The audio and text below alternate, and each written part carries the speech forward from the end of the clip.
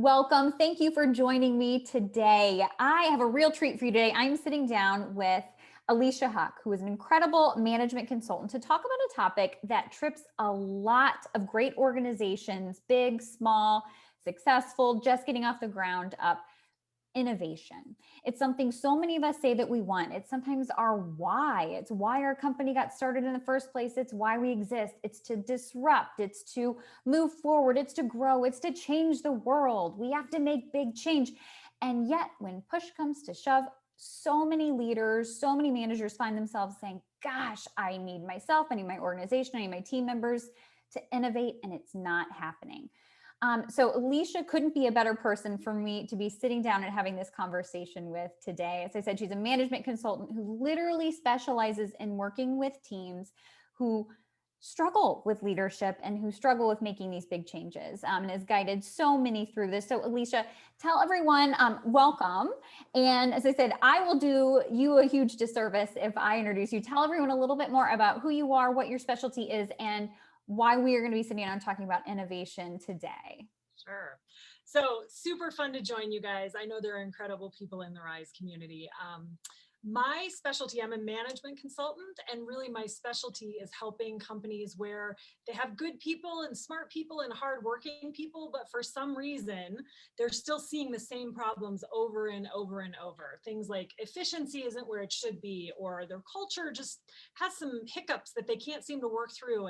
And it's just all harder than they feel like it needs to be. So really what's missing there is their leadership team is missing key skills and tools to help them really function at a high level. It's kind of like they're trying to drive a Maserati with two flat tires.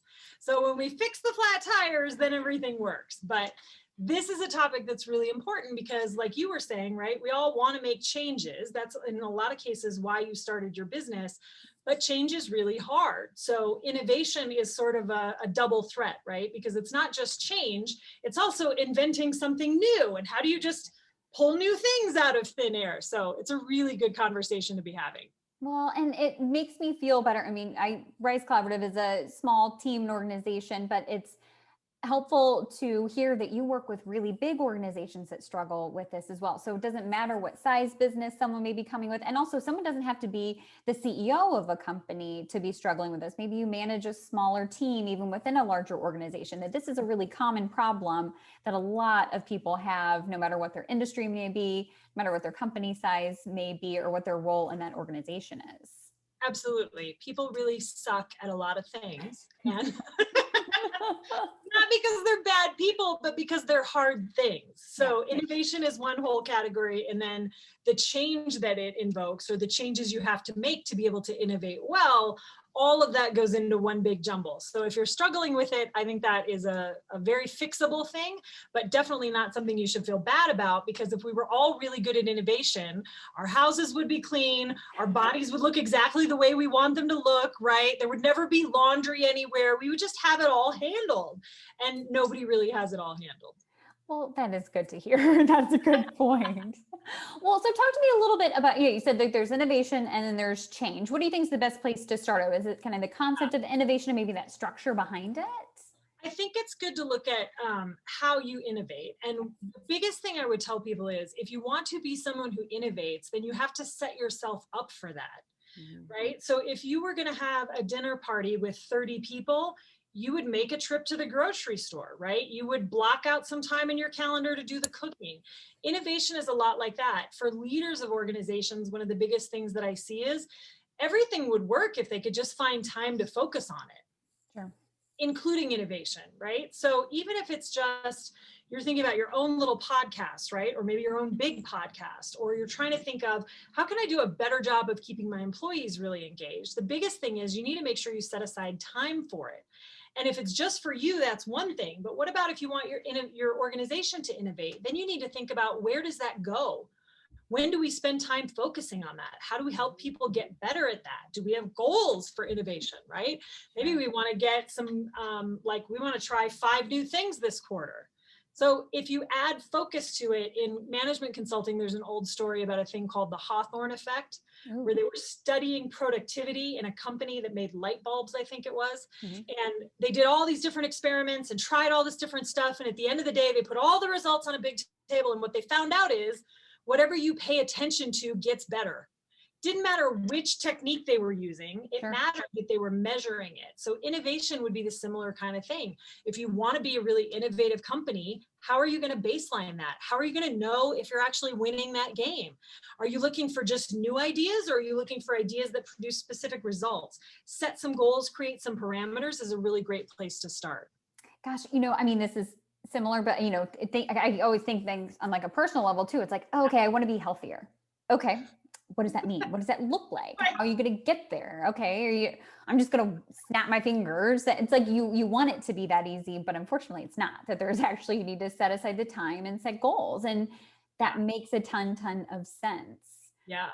And some other things that make a big difference. So I'm going to give you a couple of different things. Okay. One is to think about it in terms of experiments that you're going to do. Okay.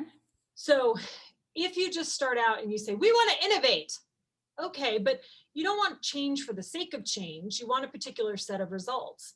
And whenever you start to make changes, or you really set a goal and you really want to try for it, then you engage people's fear of failure and resistance to failure and desire to avoid failure. So an experiment is a simpler word, right? And if you could say to your team, what we want to do this quarter is find 5 experiments.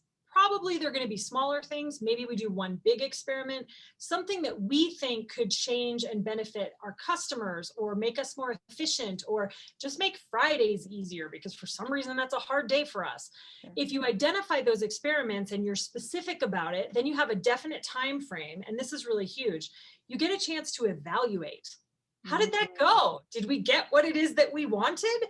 You can debrief. One of the weirdest things about business, we all know from sports how important it is to have a timeout, to take a halftime, to reevaluate our strategy, to practice.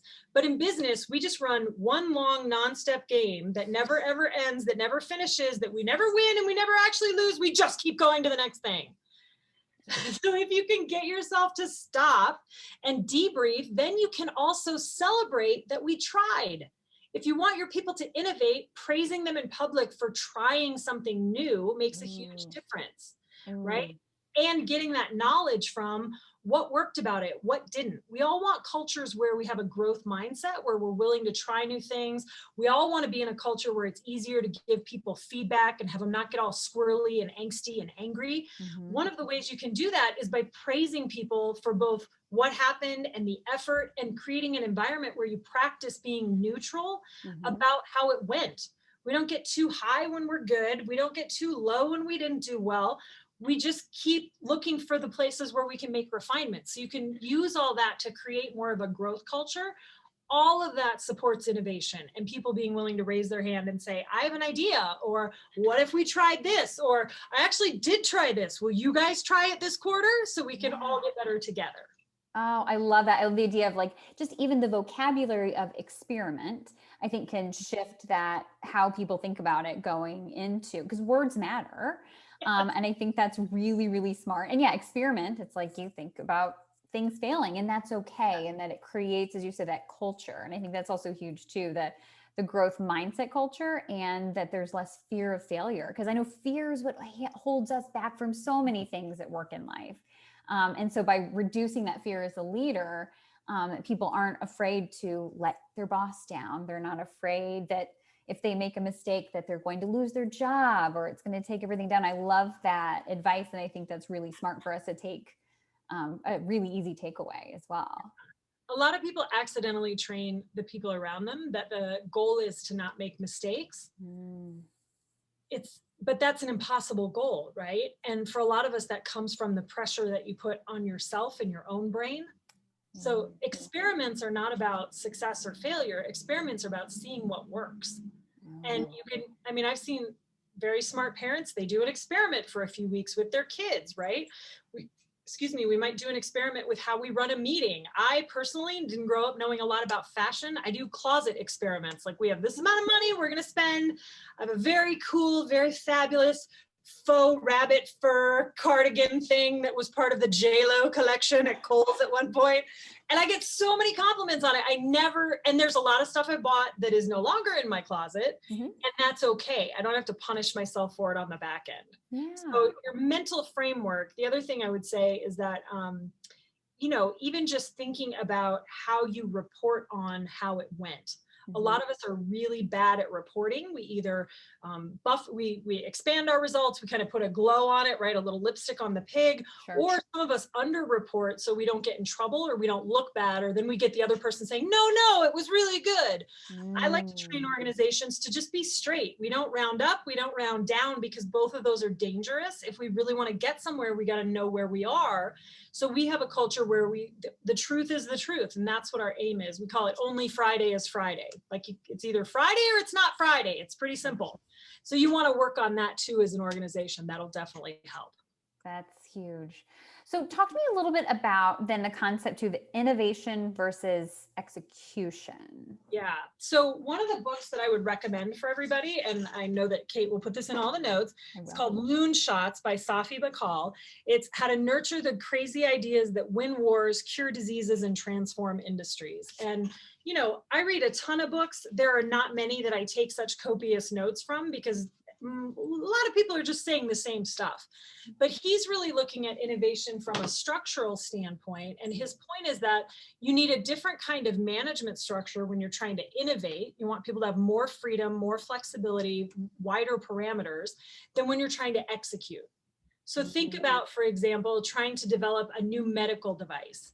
You want these people to be very creative and pretty independent and really wide-ranging in their thinking, but you want the people who build the equipment, you want all that to be very buttoned down, right?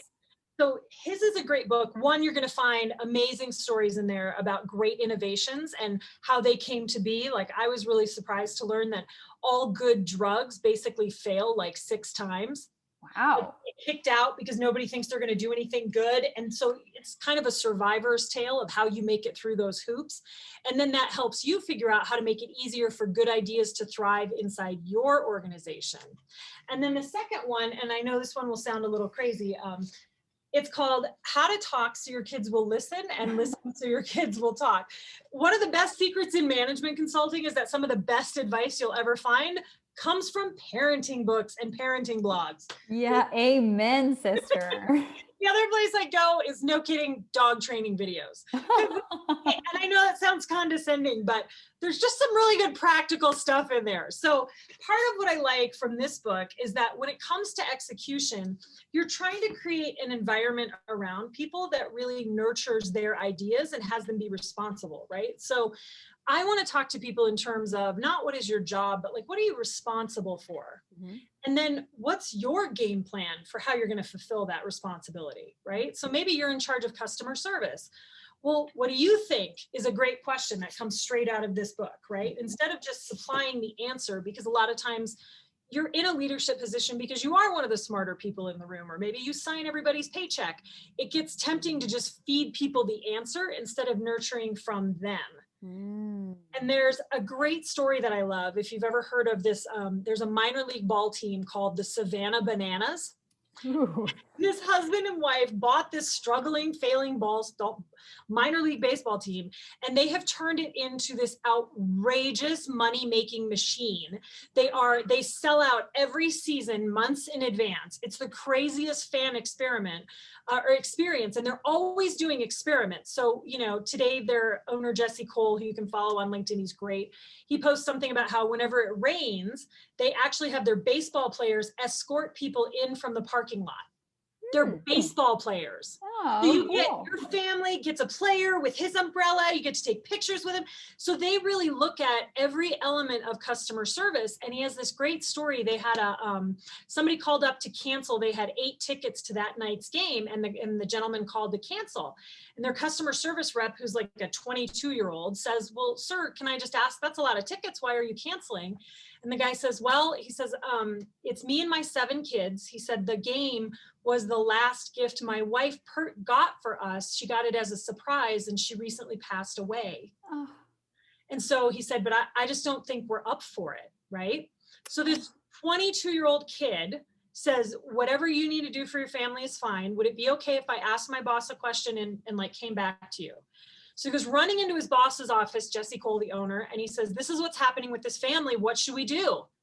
And what most of us would do is start giving answers, right? But what Jesse Cole did brilliantly was say, what do you think, right? He's nurturing innovation. He wants more ideas, not just his own. And the kid says, I think we should go all out for this family. And that's all he has to say. And his boss says, you're right. Do whatever you think is best.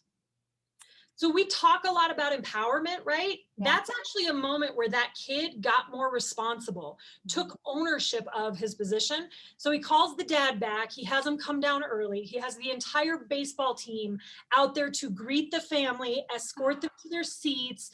They make a big deal about it. They got him a jersey with the mom's name on it. Like, they went all out. They created this amazing experience for the family. And all because the owner didn't say, well, here's what we should do, or here's the rule. He said, well, what do you think? Oh, that's magical on so many levels. Just as a human thing. And also, as you said, from a leadership and a teaching, and that's incredible.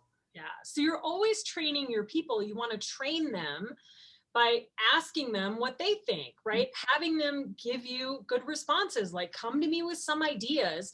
And then where you can, you might want to tweak their thinking on something if their thinking is really off, but say yes to things. That's one of the best ways to get people to generate more stuff. Mm-hmm. And then, when it comes to execution, the thing to remember is that change is just really hard for people. Okay. Even when they want it, even when they need it. My joke is that we respond to change like one of the 7 dwarfs from Snow White, right?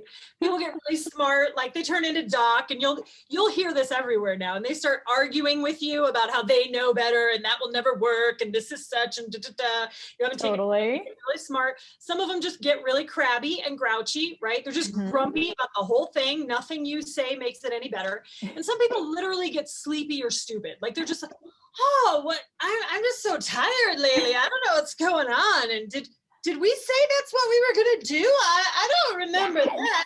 Like brilliant people just sort of losing their mind. True. I'm now thinking back to so many situations on which dwarf I am. Which one are you? I'd like to think I'm happy. The worker bee one, but I think I might have been the crabby one at times and probably have been Doc before too. Oh my gosh, this is a fun analogy. I love this. So if you know that people struggle with change, then you can have a sense of humor about it and you can kind of get out ahead of it, right? Like, hey guys, I know this is going to be a big one. Let's talk about what's going to work and what's not. It's important to know some people are like change junkies. They always want new stuff. And they might be somebody putting pressure on your organization to innovate, but it's your job to sort of throttle that back or hit the accelerator and really monitor how everybody's doing with change. The kind of work that I do, sometimes I meet people and I'm like the 4th consultant they've seen in 5 years. I'm always the last one, by the way. We just handle stuff, but yes, girl. Yes.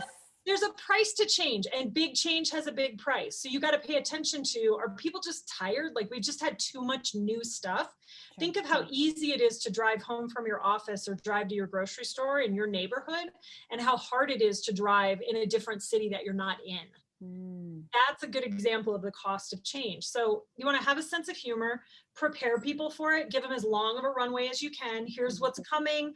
And you want to transition them slowly. Like we're going to do for the next couple of weeks, we're in transition. It's okay if we make mistakes, but everybody's got to bring good intentionality. And then after that, we're going to get a little more rigid. Like, we really do have to do it the new way, or by this date, everybody needs to be using the new system. So change management is a lot about just thinking through it as a process, as opposed to sort of going King Lear and announcing the big change and declaring it complete. Sure.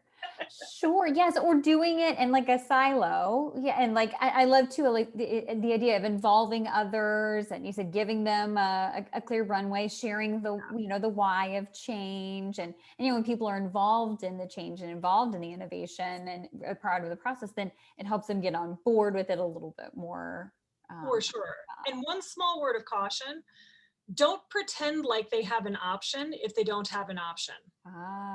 So if you've made a decision that you're switching over to this system or you're going to do it this way from now on, and you already know that, and there's no question, don't have a big meeting and ask for input and blah, blah, blah. Like, be straight with them. Guys, we are doing it this way. There are advantages, there are disadvantages, but because we needed to make the decision quickly, I made it, and this is how we're going to do it. I understand it'll be inconvenient for some of you, but you just want to be straight. So if you want their input, get it. But don't pretend you need it and then be like, well, we decided this, and they all kind of are left. That destroys a lot of trust and momentum in an organization. Oh, absolutely. And I think we've all been in those situations where too. I think that's great advice as well. But yet it's a natural thing. I think whether it's a female instinct or just like the nice person thing, be like, well, let me know what you think. But it's true. If there's been nothing worse than when someone asks for your opinion and then they don't listen to it, then you don't feel seen, valued, and heard.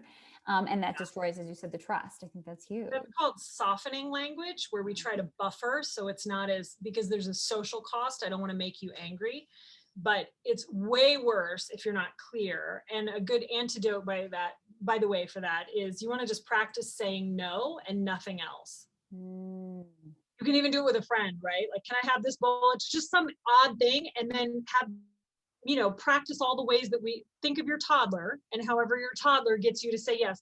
But I really want, and they give you those eyes, right? And they threaten to throw a temper tantrum. And just being able to say no without explaining, without going into some long thing, without pretending you'll consider it, for a lot of people is really hard. So learning to be clear and direct is one of your jobs as a leader, whether that comes easily to you and you need to soften up a bit, or it's really hard for you. But if you want innovation and change, the biggest thing is know what it is you want, create the structures around it, make some time for it, right? Think of change or any little project like that as like, a little puppy that you're going to raise up inside your organization. You're going to need to pay attention to it. You're going to need to feed it. You're going to need to train it. Somebody's going to have to clean up the messes that it makes. If you treat it like it's just a rock that you put it there and now it's done, you'll get a very different set of outcomes. Any big change inside an organization is like a living thing. It's got to be babysat and nurtured until it hits maturity and becomes a part of the flow. Oh my God. I can't imagine a better place to stop. My mind is blown on the puppy analogy. I've done this a few times with a few different big problems. So it gets easier after you've done it a couple thousand times. Yes, I can see why you're the mic dropper and the last one, the last consultant. I love it. Alecia, this was a jam-packed conversation. I'm going to be rewinding and re-listening. I know our viewers are as well. Tons of notes and stuff to come out of this and tangible takeaways. Thank you, girlfriend. This was powerful. If people want to connect with you, what's the best way to get in touch? Do you share awesome content on LinkedIn? We want people to email you, stop by your house? What's the best with cookies and things like that? What's the best way for people to connect with you? If you have cookies or pie, you can definitely drop by the house. I'm in Denver. Ping me. I'll sort it out. I do a lot of content on LinkedIn, especially if you're not a company that's sizable enough for us to work with right now. That's a great place to get lots of free stuff. And our website usually has great resources and information. And if you're really just struggling with anybody that's a friend of Rise Collaborative, you guys, it's easy to make a half an hour to just have a conversation. You don't have to become a client, but you might want to. So just be aware. Yes, amazing. I can speak firsthand. Stacy has worked directly with Alecia. It's been some organizational and professional, and as she has attested, personally life-changing leadership growth. So Alecia, you're the jam. I'm grateful for you. Thank you for your time today. I'll have all of your contact information linked for everybody, and I look forward to our next conversation again soon. Thanks for the invitation. Kick some butt, people. Yay. Thanks, girl.